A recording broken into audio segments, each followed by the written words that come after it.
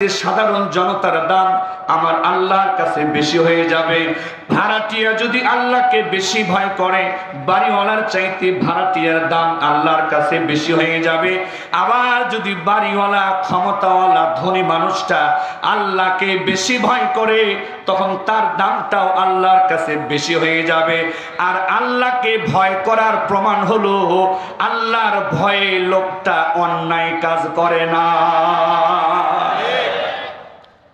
সুতরাং কোন ব্যক্তি যদি দুর্নীতিবাজ হয়, সুদের দাবিদার হয়, ঘুষের দাবিদার হয়, জায়গা জমি অন্যায়ভাবে দখলকারী হয়, কোন ব্যক্তি যদি দিনের ভোর লাইলাতুল কদর রাত্রে নিয়ে নেয়, কোন ব্যক্তি যদি বাড়ির পাশের লোকের আইলটা ঠেলতে ঠেলতে তার ভিতরে ঢুকে যায়, কোন ব্যক্তি যদি দুর্নীতির মধ্যে ঢোকে, কোন ব্যক্তি যদি জেনা ব্যভিচারের মধ্যে ঢুকে যায়, কোন ব্যক্তি যদি মিথ্যার মধ্যে ঢুকে যায়, কোন ব্যক্তি যদি জুলুমের মধ্যে ঢুকে যায়, এই দুনিয়াতে প্রধানমন্ত্রী হোক আর প্রেসিডেন্ট হোক, এই দুর্নীতিবাজ এই খুনি ভ্যানওয়ালার চাইতেও আল্লাহর কাছে নিকৃষ্ট।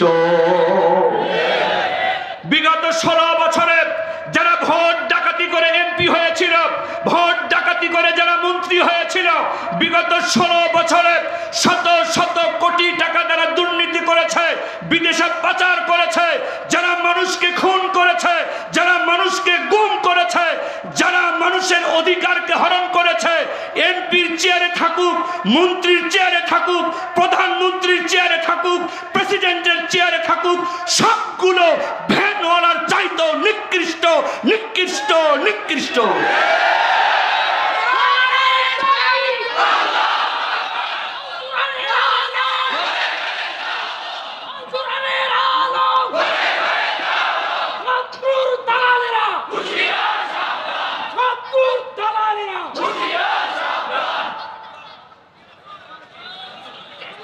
কি আপনারা কি রাগ করতেছেন? আমার কথাগুলো বাস্তবতার সাথে মেলে কি মেলে না? চেষ্টা করি।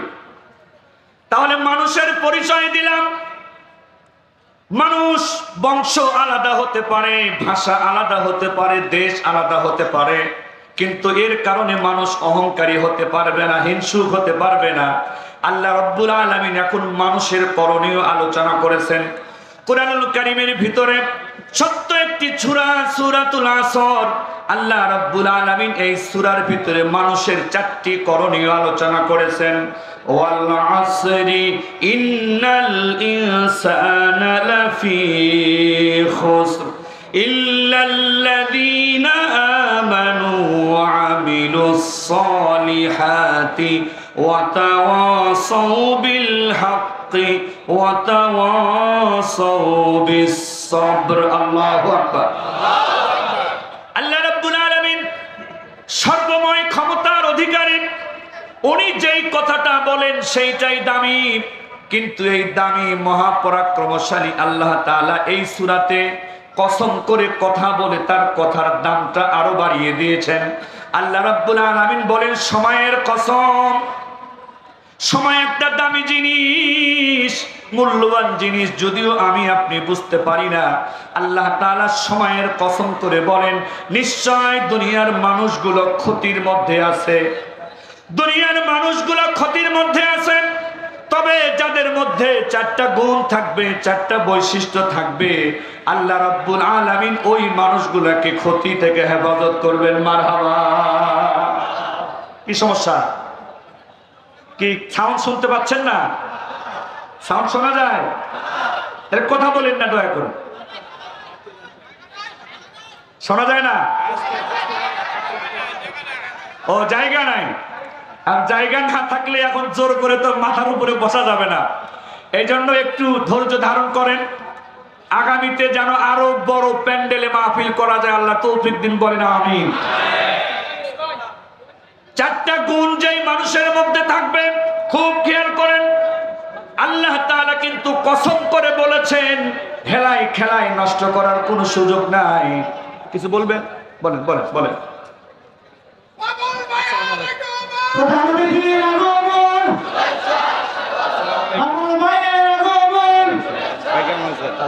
রফিক কি আল্লামা দেলোয়ার হোসাইন সাইদি, মাওলানা রফিকুল ইসলাম মাদানী, মুফতি আমির হামজা থেকে শুরু করে আলেমেরা শুধু ঈমান আর আমল করে নাই, রক্ত দিয়ে জীবন দিয়ে এই দুনিয়ার মানুষগুলাকে সত্যের দিকে ডেকেছে, আহ্বান করেছে।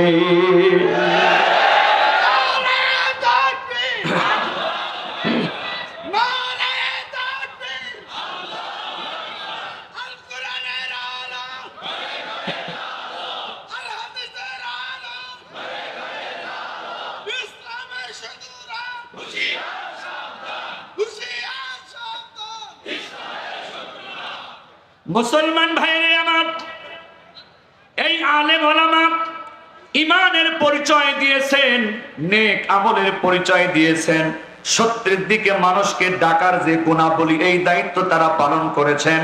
আবার অনেক আলেম ওলামা 10টা বছর 12টা বছর ওই খুনি হাসিনার আয়না ঘরে বন্দী ছিলেন, আলো বাতাসও দেখতে পারেন নাই। পরিষ্কার বক্তব্য হলো আল্লাহ রাব্বুল আলামিন সূরা আসরের ভিতরে যেই ঘোষণা দিয়েছেন, সময়ের কসম মানুষ ক্ষতির মধ্যে আছে, ওই মানুষগুলো ক্ষতির মধ্যে নেই যারা ঈমানদার, যারা নেক আমলদার, যারা সত্যের দিকে আহ্বানকারী, যারা ধৈর্য ধারণকারী। আমার দিল বলে কোরআনের পাখি আল্লামা সাইদি এই 4টা গুণের পরীক্ষায় পাশ করে কবরে গিয়েছেন। আল্লাহর কসম করে বলি, আল্লামা মামুনুল হক ঈমানের পরীক্ষায়, নেক আমলের পরীক্ষায়, সত্যের দিকে মানুষকে ডাকার পরীক্ষায়, ধৈর্যের পরীক্ষায় ইতিমধ্যেই পাশ করেছেন। কথা বলে ঠিক কিনা? মুফতি আমির হামজা ঈমানের পরীক্ষায়, নেক আমলের পরীক্ষায়, সত্যের দিকে মানুষকে ডাকার পরীক্ষায়, ধৈর্যের পরীক্ষায় ইতিমধ্যেই পাশ করেছেন। কথা বলে ঠিক কিনা? অনেক মানুষ বলে, একদল মানুষ বলে, আমাদেরকে তুচ্ছ তাচ্ছিল্য করে বলে, হুজুরেরা খালি দাওয়াত খায় আর পকেট পুরা করে, আমগো দাওয়াত টাওয়াত দেয় না। হুজুর দিয়ে দেশে কি হয়? এক শ্রেণীর লোক আছে কি নাই? পরিষ্কার করে মনে রাখবা, এই বাংলার জমিনে গত 16 বছরের যেই স্বৈরাচার, যেই খুনির পতন হয়েছে, এই পতনে সব থেকে বেশি যদি হিসাব করা হয়, রক্ত দিয়েছে আলেম ওলামা। শুধু একবার দেয় নাই, শাপলা চত্বরে রক্ত দিয়েছে শত শত আলেম ওলামা। কত আলেম ওলামা ডাস্টবিনের গাড়িতে লাশ উঠিয়ে এই খুনি হাসিনা ডাস্টবিনে নিক্ষেপ করেছে, লাশগুলো পর্যন্ত পরিবারের কাছে দেয় নাই। এরপরে বাংলাদেশের 1 নম্বরের শত্রু গুজরাটের কসাই খুনি মোদি এই দেশে আসার প্রতিবাদে রাস্তায় মিছিল করেছে, মিটিং করেছে, জীবন দিয়েছে এই দেশের আলেম ওলামারা। কথা বলে ঠিক কিনা? এইভাবে একের পর এক সর্বশেষ যে স্বাধীনতা আমরা 5 তারিখে পেলাম, 1,500-এর মতো বাংলার তরুণ জনতা জীবন দিয়েছে, যার মধ্যে হিসাব পাওয়া গেছে প্রায় 90 জনের মতো হাফেজ আলেমরা জীবন দিয়েছে। বলেন আলহামদুলিল্লাহ। পরিষ্কার বক্তব্য হলো, একজন জালেমের বিরুদ্ধে, একজন স্বৈরাচারের বিরুদ্ধে, একজন দুর্নীতিবাদের বিরুদ্ধে, মদখোরের বিরুদ্ধে, লুচ্চার বিরুদ্ধে আলেমদের চাইতে এত সত্য কথা মনে হয় আর কেউ বলতে পারে না, বলতে পারে না। এই জন্য আমরা হয়তো বড় ব্যবসায়ী নই, আমরা হয়তো বড় চাকরিজীবী নই, কিন্তু এই দেশের প্রত্যেকটা মানুষের নিরাপত্তার পাহারাদার হলো আলেম ওলামা। কথা বলে ঠিক কিনা? আমরা প্রত্যেকটা মানুষের নিরাপত্তা কামনা করি। ভাই আমরা হইচই না করি। ভাই ভাই বসেন তো, এই সাইডে যারা আছেন বসেন তো, বসেন না, বাইরে পুরে বসেন, যতটুকু বসা যায় বসেন। আরিমা রোদ্রে দাঁড়ায় কত ফুটবল খেলা দেখছেন, হ্যাঁ, রোদ্রের মধ্যে গাম মাখায় ফুটবল খেলা দেখছেন, কত মশার কামড় খেয়ে যাত্রা পড়া দেখছেন মিয়া। এই কথা ঠিক কিনা? নিয়ত করে বসে পড়েন, আজকের দিনে প্যান্টটা একটু নোংরা হয় হোক, পরিবেশটা সুন্দর থাকুক।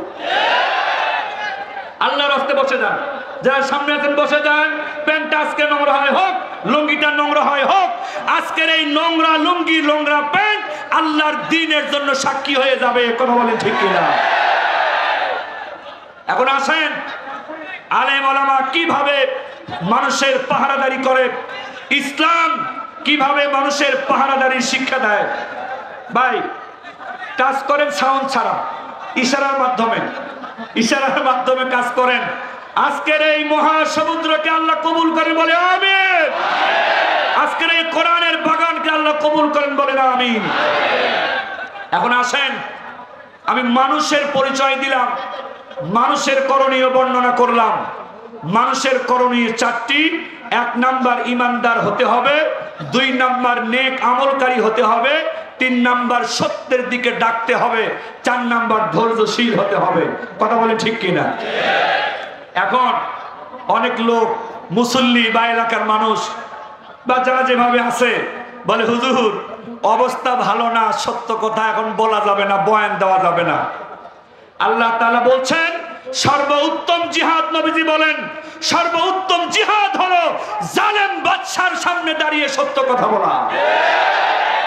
আর আপনারা অনেকে আমাদের পরামর্শ দেন, হুজুর জালেমের বিরুদ্ধে বইলেন না, সুদখোরের বিরুদ্ধে বইলেন না, ঘুষখোরের বিরুদ্ধে বইলেন না, আবার বলেন যে আপনি মুসলমান, আপনার কথা তো আল্লাহর কথার সাথে মেলে না, আপনার কথা তো রাসূলের কথার সাথে মেলে না।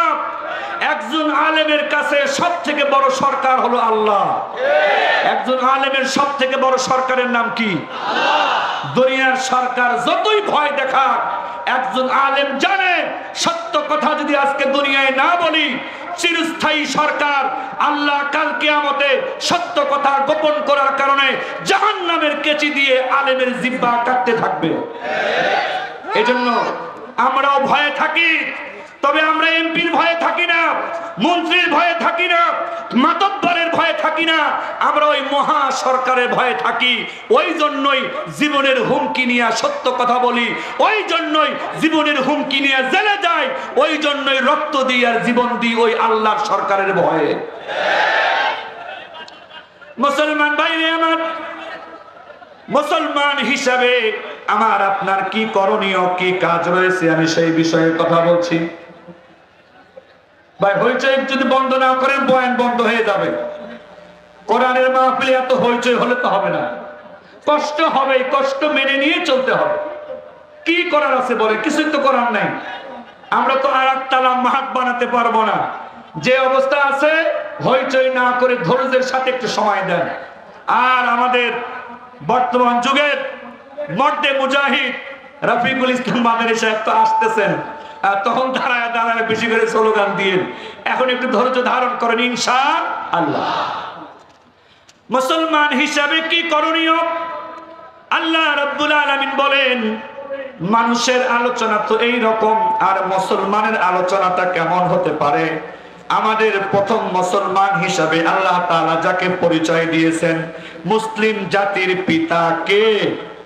বলেন মুসলিম জাতির পিতার নাম কি? এক সময় এই নামটা নিতেও অসুবিধা হইতো, কথা কোন ঠিক কিনা?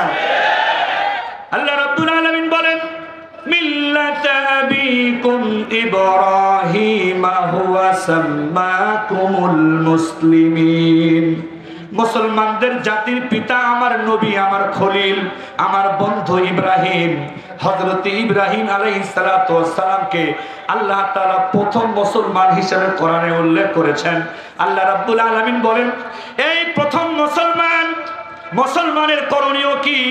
প্রথম মুসলমান ইব্রাহিমকে আমি আল্লাহ কি বলেছিলাম তোমরা শোনো। ইয ক্বালা লাহু রাব্বুহু আসলিম ক্বালা আসলামতু লিরাব্বিল আলামিন। আল্লাহ রাব্বুল আলামিন বলেন আমি যখন তোমাদের জাতির পিতা ইব্রাহিমকে বললাম ইব্রাহিম আত্মসমর্পণ করো, আত্মসমর্পণ করো, সারেন্ডার করো। হযরত ইব্রাহিম জবাব দিলেন আমি জগৎ সমূহের পালন কর্তা আল্লাহর কাছে আমি আত্মসমর্পণ করলাম। আর বিশ্ব নবী মুহাম্মদুর রাসূলুল্লাহ সাল্লাল্লাহু আলাইহি ওয়াসাল্লাম তিনি কিভাবে আত্মসমর্পণ করেছেন কোরআনে আল্লাহ সেটা বলেছেন কুল ইন্না সালাতি ওয়া নুসুকি ওয়া মাহইয়ায়া ওয়া মামাতি লিল্লাহি রাব্বিল আলামিন। আল্লাহ রাব্বুল আলামিন আমাদের রাসূলের মুখ দিয়ে বের করেছেন নিশ্চয় আমার নামাজ, নিশ্চয় আমার কুরবানি, নিশ্চয় আমার জীবন, নিশ্চয় আমার মরণ জগতের পালনকর্তা আল্লাহর জন্য। জোরে কান মারহাবা। মুসলমানের নামাজ আল্লাহর জন্য, মুসলমানের কুরবানি আল্লাহর জন্য, মুসলমানের জীবন আল্লাহর জন্য, মুসলমানের মরণ আল্লাহর জন্য, মুসলমানের ব্যবসা হবে আল্লাহর জন্য, মুসলমানের চাকরি হবে আল্লাহর জন্য, মুসলমানের রাজনীতি হবে আল্লাহর জন্য, মুসলমানের বিচার বিভাগ হবে আল্লাহর জন্য, মুসলমানের রাষ্ট্র ব্যবস্থা হবে আল্লাহর জন্য। কথা বলে ঠিক কিনা? শেষ পয়েন্টটা বলে দেই। আলহামদুলিল্লাহ মাদানী সাহেব আমাদের এলাকায় হাজির হয়েছেন, বলেন না আলহামদুলিল্লাহ। একেবারে সময় কাছে, কিছুক্ষণের মধ্যে চলে আসবেন। লাস্ট পয়েন্টটা আমি বলে দেই, যারা মুসলমান, যারা বেঈমান, যারা কাফের, ইসলাম কেন শ্রেষ্ঠ ধর্ম, তাদের ব্যাপারে আমাদের করণীয় কি? আল্লাহ রাব্বুল আলামিন বলেন লা ইয়ানহাকুমুল্লাহু আনিল্লাযীনা লাম ইউকাতিলুকুম ফিদ-দীনি ওয়া লাম ইয়াখরুজুকুম মিন দিয়ারিকুম আন তাবাররুহুম ওয়া তুকসিতু ইলাইহিম। মুসলমান ও মুসলমানের সাথে কি ব্যবহার করবে? আল্লাহ তাআলা বলেন যেই হিন্দু, খ্রিস্টান, বৌদ্ধ ধর্ম নিয়ে তোমাদের সাথে লড়াই করে না, ধর্ম নিয়ে তোমাদের